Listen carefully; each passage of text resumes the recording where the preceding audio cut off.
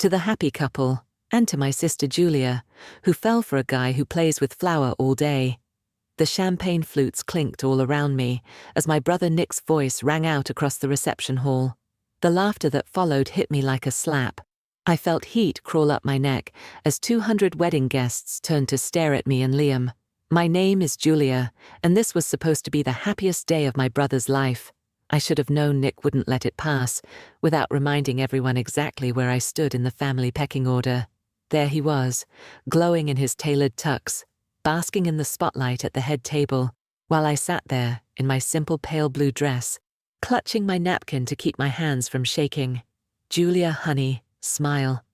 My mother Carol hissed beside me, her perfectly manicured fingers digging into my arm. People are watching. Of course they were watching.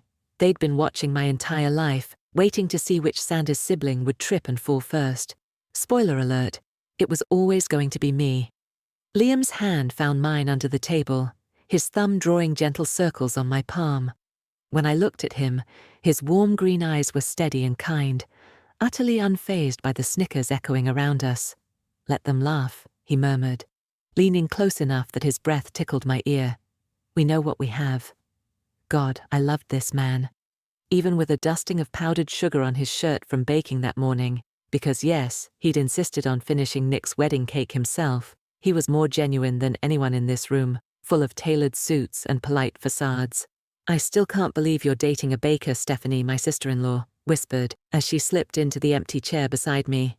At 28, she was the diplomatic one, always trying to smooth over the rough edges in the family. I mean, I think it's sweet. But Mum's been popping antacids all week. Thanks for the pep talk, I muttered, watching Nick work the room like he was running for office. At 32, Nick had perfected the art of being the golden child. Harvard MBA, owner of a trendy Manhattan restaurant, a corner office he called his chef's command center, and a fiancée who wore designer gowns and discussed hedge funds over brunch. That's not what I meant, Stephanie said quickly. Ladies and gentlemen. My father Robert's voice boomed through the microphone, slicing through the chatter. He stood at the podium, his silver hair perfectly combed, his expression somewhere between resigned and vaguely disappointed. I'd like to say a few words about my daughter Julia. My stomach dropped. This couldn't be good. Julia has always been unique, he began, and I caught Nick smirking behind his champagne glass. While her brother focused on his career and big achievements, Julia chose a different path. A simpler path. The word simpler hung in the air like a verdict. I felt Liam's grip tighten around my fingers. She's chosen to be with Liam, a man who works with his hands and knows the value of honest work. Robert paused, the silence deliberate, calculated. We wish Nick and Stephanie happiness in their new life together, unlike certain others who've chosen a simpler path with flour and ovens instead of boardrooms and big deals. The applause was polite, but flat. I caught my mother dabbing her eyes with a tissue, though I couldn't tell if they were tears of joy or sorrow. Your dad's really laying it on thick, Liam whispered, his voice steady despite the insult wrapped up as wedding wishes. He's been rehearsing that speech for weeks, I replied, watching Nick lean over to whisper something to his new wife, who laughed on cue. I didn't have to hear the words to know they were about me. This was my family, the people who should have been celebrating with me, and instead, they were treating my brother's wedding like a funeral for my own potential. Every achievement I'd worked for, my art degree, the gallery exhibits, the small baking blog I'd grown into a business, all of it vanished because I'd chosen love over status. You know what? I said, standing so abruptly that my chair scraped loudly across the floor, cutting through the buzz of conversation. Suddenly, every eye was on me again. I lifted my water glass, because of course I was too practical to waste good champagne on a toast, and stared directly at my brother. To family, I said, my voice carrying across the now silent room, and to learning who really has your back when it matters. Nick's smile faltered for just a split second, but he recovered quickly, raising his glass along with everyone else. The toast felt like a line drawn in the sand, though I doubted anyone else realized it yet. As I sat back down, Liam leaned closer and whispered, "That's my girl." I had no idea how prophetic those words would turn out to be. 3 years later, I stood in Nick's sleek apartment foyer, clutching a pair of homemade pies that probably cost less than his designer doormat. The annual Sanders family holiday dinner was in full swing, and I could already hear the familiar soundtrack of my childhood. Clinking glasses, forced laughter, and the subtle sport of one-upmanship disguised as polite conversation. "Julia," my mother called as I stepped inside the marble and glass living room. "There you are. We were just talking about Nick's new restaurant. Isn't that exciting?" Of course they were. Nick appeared, perfectly groomed as always. "Oh, you brought dessert," he said, eyeing my pies as though they might contain something radioactive. "How quaint." "Apple and pecan," I said, setting them carefully on the buffet table, beside trays of catered hors d'oeuvres flown in from a Michelin-starred restaurant. "Are they artisanal?" Nick asked, tilting his head. "Or just, cheap comfort food?"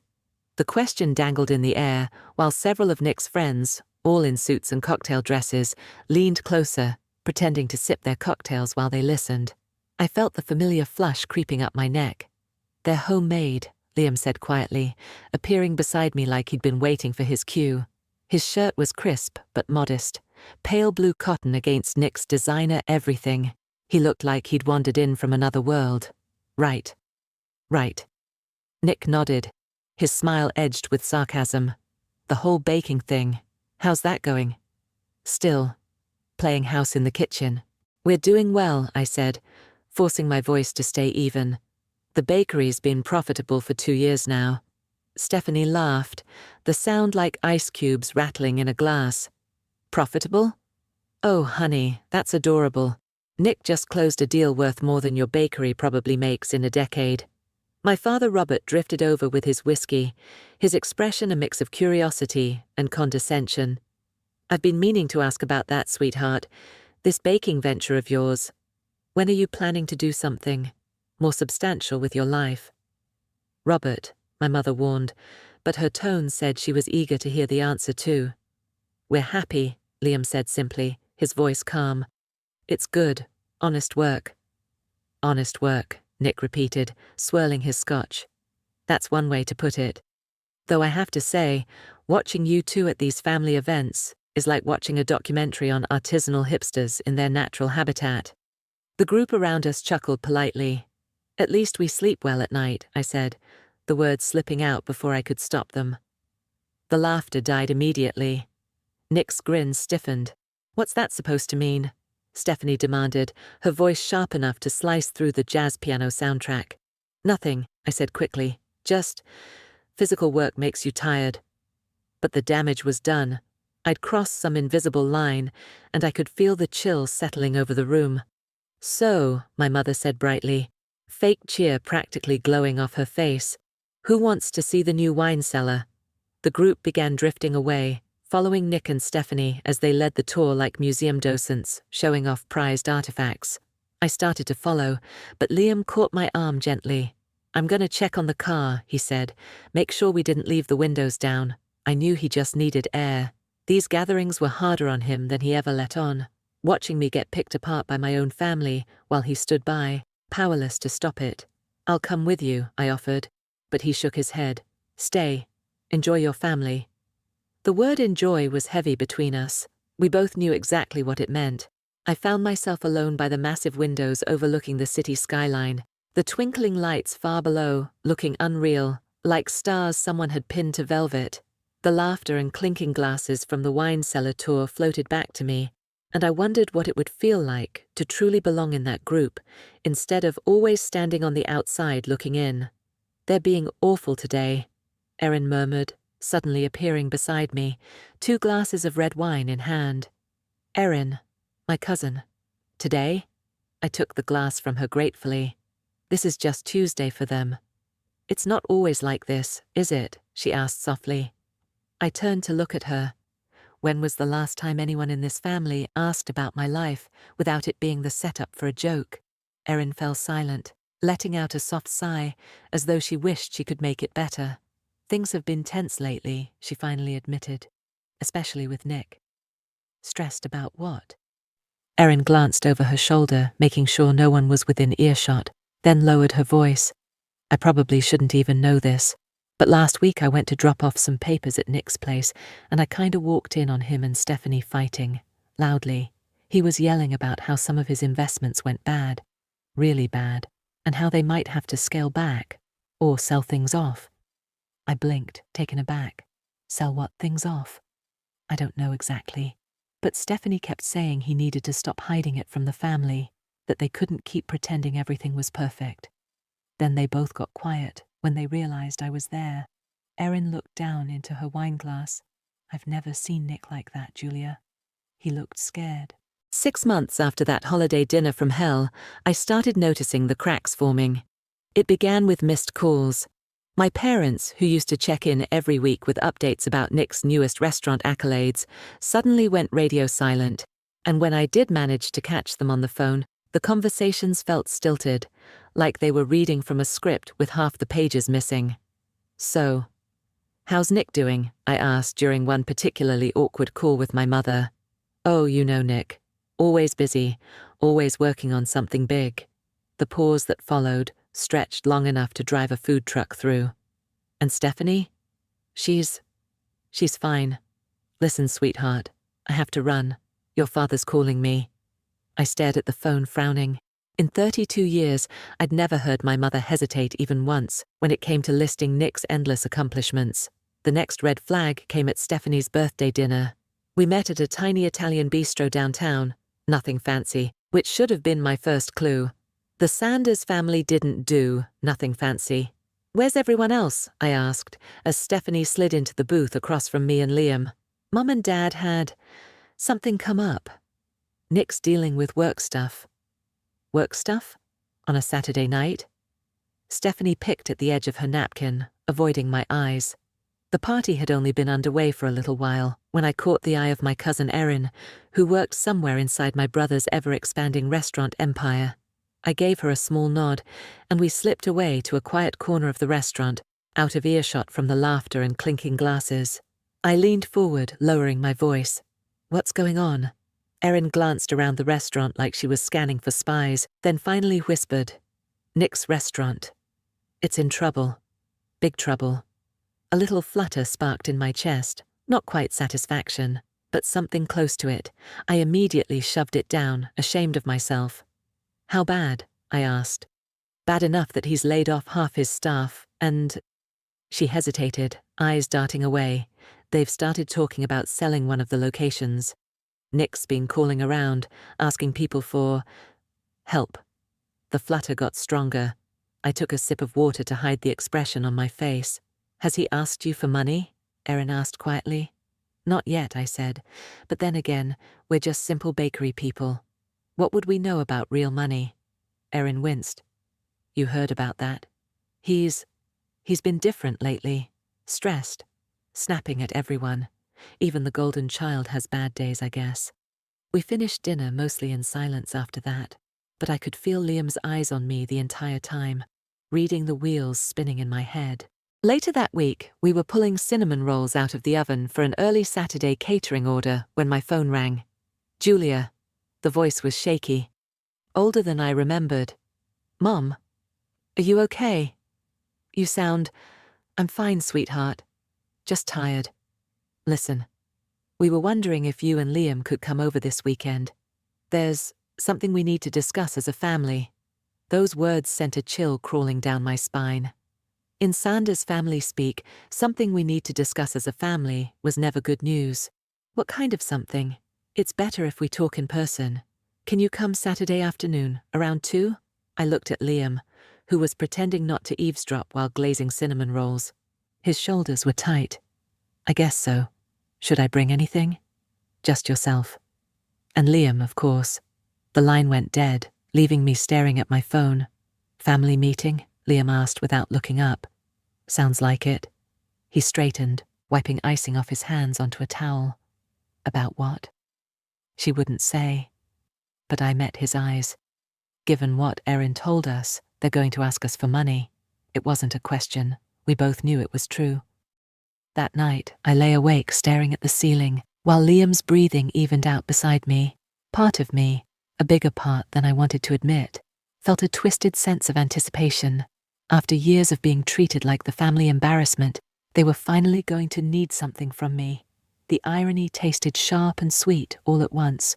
All those years of jokes about flour dust and cupcakes, and now they were coming hat in hand to the girl who plays house in the kitchen. Saturday morning arrived grey and drizzly, matching the heaviness in my chest. Liam was unusually quiet as we drove to my parents' townhouse. "Whatever they ask," he said, as we pulled into the familiar parking space. "Remember, you don't owe them anything." "I know. Do you?" I turned to look at him.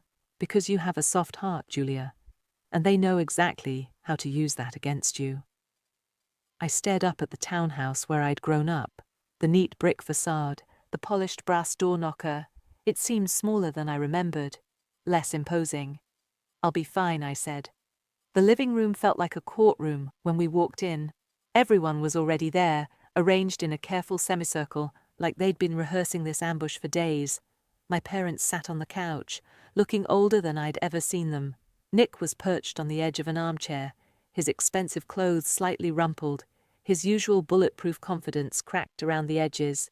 Stephanie hovered by the window, arms folded tight across her chest. Only Liam seemed relaxed, quietly scanning the room beside me. "Julia." "Liam." My father, Robert, gestured to the two chairs they'd clearly set out for us. "Thank you for coming." We sat down. I immediately felt like I was on trial. "So," I said, breaking the silence, "what's this about?" My mother twisted her wedding ring around her finger, a nervous habit I remembered from childhood. "We wanted to talk to you about the family situation." "What situation?" Nick finally lifted his eyes to mine, and for the first time in my life, I saw fear there. "Cut the act, Julia," he snapped. "You know exactly what situation." "Nick," Stephanie said softly, reaching for his arm, but he pulled away. "Number, I'm done pretending." He turned to me, his voice raw. "My restaurant is drowning. We're behind on payroll. We've got vendors threatening to sue.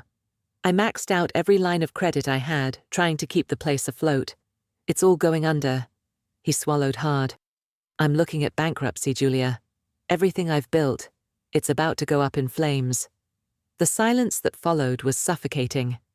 "How bad is it?" I finally asked. Nick let out a hollow laugh.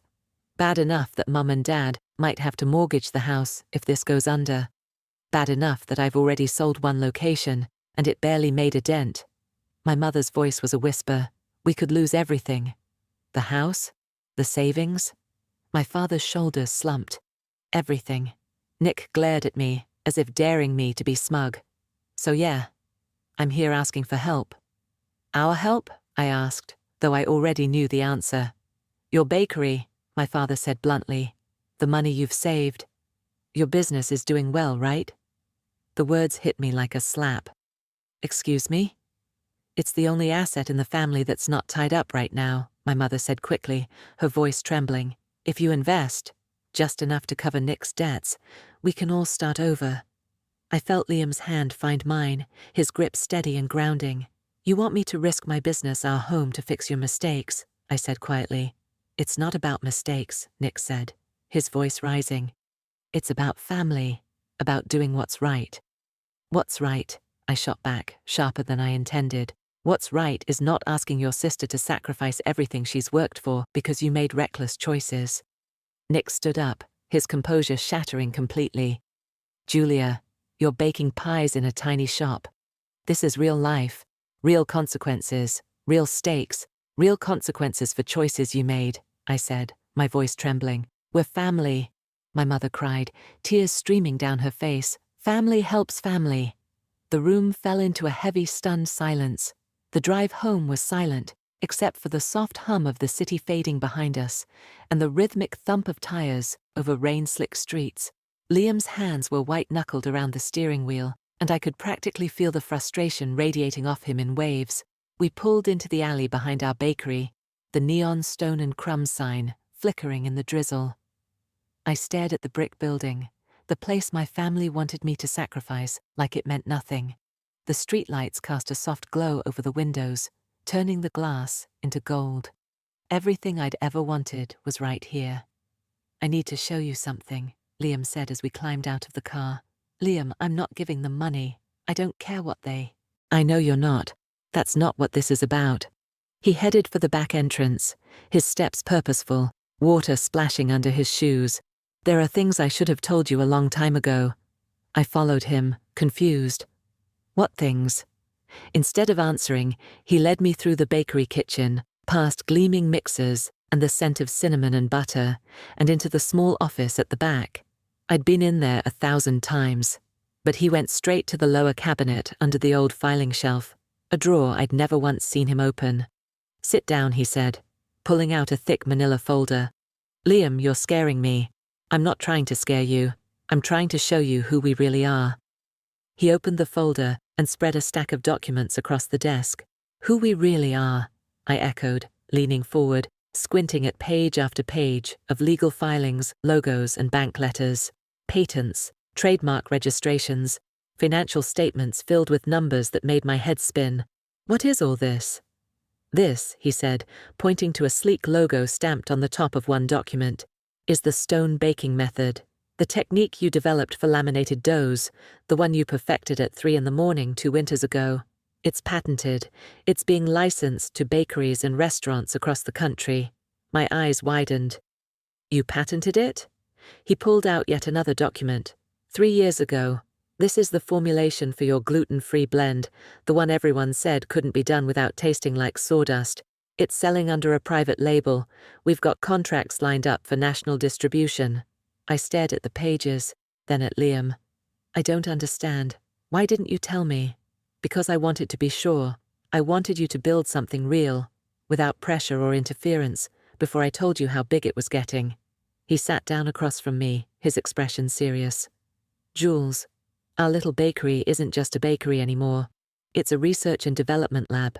Everything you've been experimenting with, all the recipes, the techniques, it's become something huge. My mind was spinning. He pulled out a financial statement and slid it across the desk. The numbers at the bottom made me blink, certain I'd misread them. Is this real?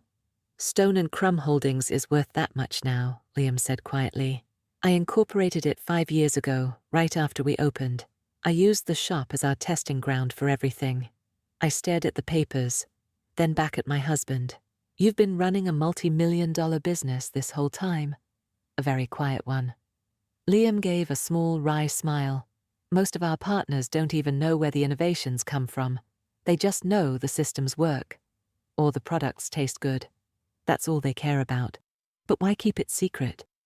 Why let my family think I'm just some small-town baker? Liam paused, gathering the papers into neat stacks. Because I wanted to see who they really were. He met my eyes steadily. I wanted to see how they'd treat us when they thought we had nothing to offer. The words hit me like a physical blow. You knew all this time. You knew how they looked at us. I let them show their true colors. Yes. He let out a shaky breath. All those dinners, all those jokes. I was sitting there letting them sneer at us because I wanted to know if they'd ever respect you for who you really are, or only if they thought you had something to give them. Liam reached for my hand, but I pulled back, my voice trembling. You let me doubt myself. You let me think we were barely scraping by while you were sitting on all of this. He opened his mouth to reply, but I cut him off with a sharp gesture. Don't, I said. Don't tell me it was for my own good, or that you wanted to protect me, because that's not what this feels like. It feels like you've been living a secret life behind my back. I started pacing, my footsteps echoing on the tiles. Anger burned through me, hot and blinding. But beneath it, something else twisted deeper, a hurt so raw I could barely breathe. All those nights I cried because of my family's pitying looks, all those times I sat there thinking I'd failed, thinking I was the embarrassment of the Sanders family. My voice broke. You could have stopped that, Liam. You could have told me we were more than a tiny neighborhood bakery scraping by. I pressed my palms to my eyes, fighting back tears. Do you have any idea how small I've felt all these years? How ashamed I was every time they mocked me. And all the while we were sitting on this empire I didn't even know existed. Liam's face was pale, his eyes pleading. I never wanted to make you feel small. I wanted you to see what you could build on your own. I wanted them to show who they really were. Congratulations, I snapped. Mission accomplished. My family showed their true colors, and I choked on a bitter laugh. I got to play the fool in front of all of them. Silence fell between us, thick and suffocating. I turned away, staring out at the neon reflections on the rain-slick street. For a moment, the anger surged so hard I wanted to scream. But then, underneath it, another feeling crept in. A fierce, reluctant awe. Because God help me, part of me was proud of Liam. Proud that he'd believed so fiercely in what we were building. Proud that he'd turned my messy recipes and late-night experiments into something that mattered. I closed my eyes, swallowing hard. My mind spun with two truths fighting each other. I was furious with Liam for keeping secrets, and at the same time, I wanted to fling my arms around him and thank him for believing in me more than I'd ever believed in myself. I don't even know what I'm mad about right now, I whispered finally. That you hid this from me, or that you let me live all these years feeling like I wasn't enough. Liam stepped closer, but didn't touch me. His voice was rough. I'm sorry, Jules. I thought I was giving you freedom, not pain. I shook my head, feeling my chest tighten. Maybe it's both. Maybe I just need time to figure it out. He nodded, silent. And in that silence, I realized that love wasn't always gentle. Sometimes it was messy and painful. I turned back to him, tears blurring my vision. This changes everything, Liam. It doesn't change us, he said quietly. And in that moment, I didn't know if he was right. For a long moment, we just stood there, the silence stretching between us like a canyon. Part of me wanted to walk away, to lock myself in the storeroom until the world made sense again. But another part, the part that loved Liam, that trusted him even when I was furious, couldn't let go. I wiped my cheeks and drew a shaky breath. Is there more I need to know? Liam hesitated, then nodded. There's more. I swallowed hard. Then tell me everything. He opened another folder and laid it on the desk. While you were building this business, Nick was trying to destroy it. He hired an online PR firm to spread rumors about Stone and Crumb. Fake reviews, social media posts, whispers about your recipes not being original. He wanted to tank your reputation before you got too big. The words didn't make sense at first. What are you talking about? Nick placed bets against you, Jules. Liam's voice was low, almost tender. He convinced investors that Stone and Crumb was a flash-in-the-pan trend, not a real business. He shorted any suppliers connected to you. He even tried to get your biggest contract cancelled. I sank back into the chair, the full picture clicking into place. He lost their trust. He gambled away his own reputation, trying to sabotage me, all because he couldn't handle the idea that the bakery girl might actually succeed. My phone buzzed on the desk. A text from Stephanie. They're coming to the bakery tomorrow. All of them. I showed Liam the message. He read it, then looked up at me with something that might have been anticipation. Good. Liam, they're going to demand we help them. They're going to learn the truth. He stood, gathering the documents back into neat folders. Then we see if they're really family, or just people who happen to share your DNA. I stared at Liam, really stared, and realized I was looking at a side of him I'd never known existed. The soft-spoken baker was still there, but underneath was something harder, more calculating. You've been planning this for a long time, haven't you? The next morning, Liam pulled out a thick manila folder, the same one he'd shown me last night, and returned to the middle of the bakery's cafe, where my entire family sat scattered among the wooden tables and chairs like an accidental jury. What's that? Nick demanded, eyeing the folder suspiciously. Information, Liam said, settling into the chair beside me, about who we really are and what this bakery actually represents. We don't have time for games, my father snapped, his voice tight with impatience. We need a decision today. You'll get one, Liam replied calmly. But first, let me ask you something, Nick. As a restaurant owner, what do you think Stone and Crumb is worth? Nick gave a dismissive laugh, glancing around the cozy shop like it offended him. I don't know. Maybe a few $100,000 if you're lucky. It's a cute place, but it's not exactly prime commercial property. And let's be honest, it's just a neighborhood bakery. Interesting assessment, Liam said, opening the folder and pulling out a document. What if I told you this neighborhood bakery is actually the development lab and operations base for a business valued at more than $10 million? The room fell silent as a dropped pan. What? Stephanie whispered, her voice trembling.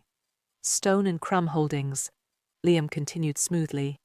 Maybe you've heard of it. Your husband certainly has. Nick went pale, color draining from his face.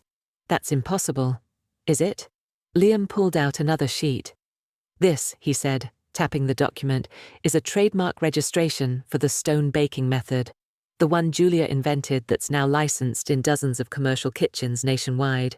He laid it carefully on the table next to the stack of legal documents Nick and my parents had arrived with.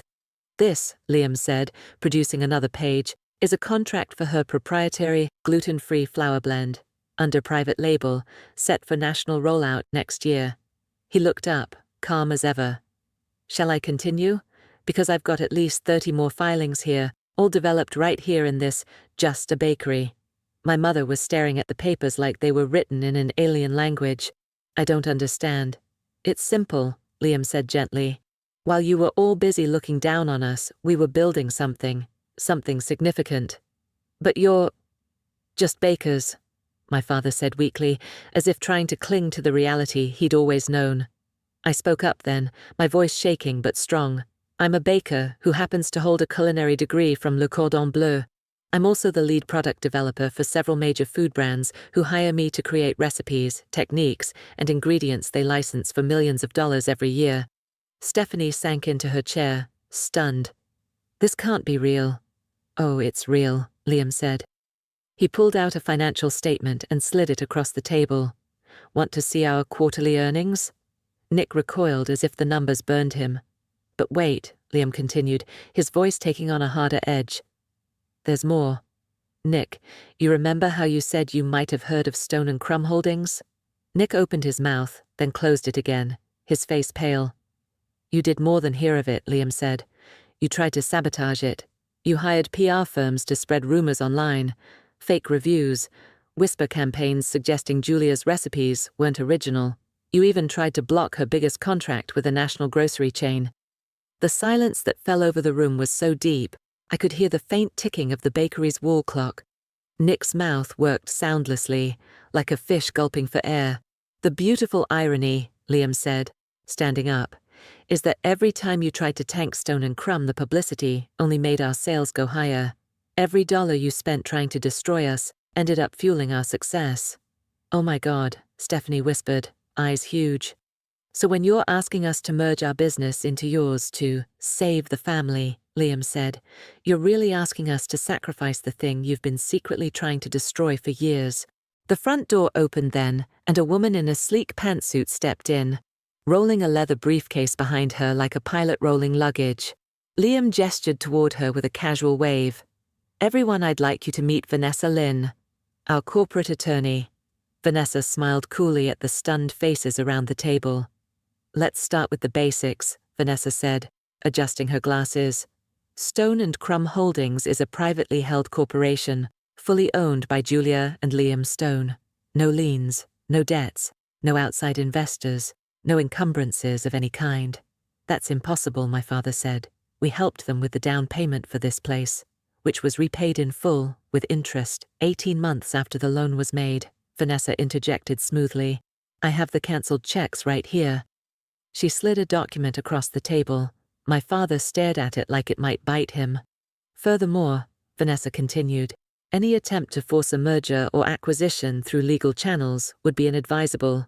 Stone and Crumb's intellectual property portfolio is protected under multiple federal statutes, and its ongoing commercial partnerships include confidentiality and exclusivity clauses that would expose any hostile takeover attempt to significant litigation risk.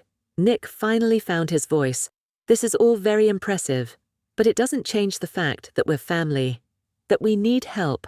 Family, I repeated softly, standing up. The word tasted bitter on my tongue. Let's talk about family, shall we?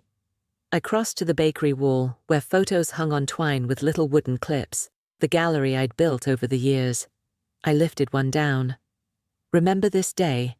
My graduation from Le Cordon Bleu? My father's face went stony. You said, "Too bad it's not a real degree like business or law."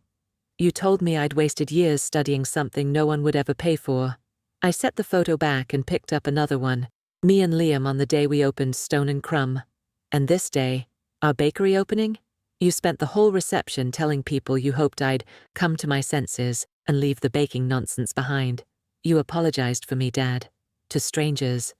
Julia, my mother began, her voice trembling. I'm not finished. My voice was steady, even as my hands shook. Every holiday, every family dinner, every single time we gathered, you made sure I knew exactly where I stood. The disappointment. The kid who settled for less. Stephanie had tears streaking down her cheeks now. We didn't mean... You meant every word. I turned to face Nick. You called my life a hobby. You said real life happens in Michelin-star kitchens and Wall Street boardrooms, not in my little shop. You mocked everything I built, everything I cared about. But we didn't know, Nick choked out. We didn't know about the company, the patents, the money. And that's exactly the point. My voice rose, the words exploding from me. You didn't know, and you didn't care to know. You saw what you wanted to see. A girl you could look down on to make yourselves feel better. Vanessa cleared her throat delicately. If I may, there's another matter we should address. She picked up another file and opened it with a soft rustle of paper. Stone and Crumb Holdings has documented evidence of reputational sabotage originating from entities linked to Nick's business interests. We're prepared to file a civil action for damages exceeding 7 figures, if necessary. Nick went even paler, if that was possible. It was a sure thing, he said desperately. Bakeries fail all the time. 90% don't make it past the first 3 years. Vanessa gave a thin, icy smile.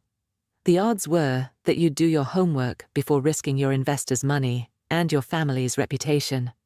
She tilted her head. Did you read the patents, Nick? Review the trademarks? Check the client lists? Silence. No, I whispered. You saw flour and sugar and assumed I was nothing, just like you've always assumed I was nothing. We can sue, my father burst out suddenly. For the losses. For the damage Nick has suffered. Vanessa's smile sharpened. Please do. I'd love to explain to a jury how your son lost his investors' money trying to sabotage your daughter's successful business. What do you want from us? Stephanie asked quietly, her voice ragged. I looked around the room, at people who shared my blood but had never truly been my family. My parents, who'd spent 30 years making me feel small. My brother, who'd tried to destroy everything I'd built. And Stephanie, who looked shattered under the weight of truth she'd never wanted to face. I want you to leave, I said simply. I want you to walk out that door and never come back. After everything we've done for you, my father demanded, his voice trembling, you're really going to turn your back on your family? Everything you've done for me, I echoed, and the laugh that burst out of me was harsh, even to my own ears. What exactly have you done for me, Dad, besides spend 30 years making me feel like I wasn't good enough? He had no answer. The meeting is over, Liam said, rising from his chair. Vanessa, would you show our guests out? Wait, Nick blurted out, desperation making his voice crack. Julia, you'll regret this. You'll regret turning your back on family. One day you'll be old and alone, and you'll wish you'd made a different choice. I met his eyes, and for the first time in my life, I wasn't afraid of my brother. You're right, I said quietly. I will remember this day. I'll remember it as the day I finally stopped letting you define my worth. They filed out like mourners leaving a funeral, taking their demands and their entitlement with them. Through the bakery windows, I watched them climb into their cars and drive away, disappearing into the winter twilight, leaving only wet pavement and silence behind. For the first time in 32 years, I was free. That evening, Liam and I took a slow walk through the neighborhood, the winter air crisp around us, holiday lights twinkling in the shop windows. Any regrets? He asked. I thought about my mother's tears, about Nick's rage. I thought about the years of humiliation, the constant feeling of never being enough, the way they'd tried to make me doubt my own worth. No, I said, and meant it. No regrets. Even about your family? They made their choice a long time ago. They chose to see me as less than I am. They chose to bet against me. literally and figuratively. I stopped walking and turned to face him. I choose us. I choose this life, this work, this future we're building. Liam smiled, the same gentle smile that had made me fall in love with him in the first place. Good, because I have plans for us. Big plans, bigger than a $10 million company. Bigger? I laughed. Like what? He gestured toward the city skyline glittering in the distance. We're going to change how the world eats, Julia, one recipe at a time. As we walked back toward the bakery, I felt something shifting inside me. The part of me that had always chased my family's approval, that had carried their disappointment like a weight, that part was gone. In its place was something stronger, clearer. I was exactly where I belonged, with exactly the right person, doing exactly the work I was meant to do. And for the first time in my life, that was enough. More than enough. It was everything.